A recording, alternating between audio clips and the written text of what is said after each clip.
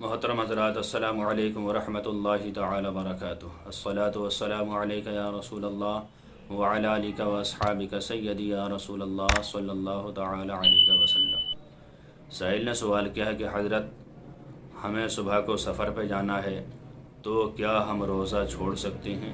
مسافر کے لیے تو اجازت ہے۔ دیکھیے حضرات، اس کی دو صورتیں بنتی ہیں۔ اگر انسان صبح صادق کے بعد سفر میں جائے گا تب تو اسے روزہ چھوڑنا جائز نہیں۔ اگر کوئی انسان صبح کو نکلے گا تو سحری کرے، روزہ رکھے، پھر سفر کو نکلے۔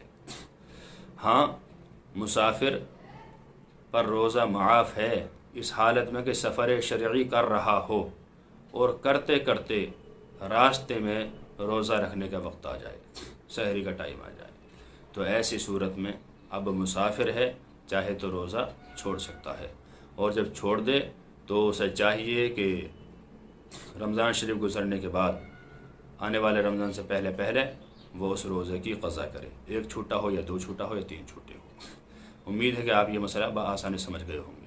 اگر کوئی انسان گھر سے نکل رہا ہے تو وہ روزہ رکھے، اور اگر کوئی سفر میں ہے، سفر چالو ہے، اس وقت روزہ رکھنا پڑ رہا ہے تو اس وقت اسے معافی ہے کہ وہ روزہ چھوڑ سکتا ہے۔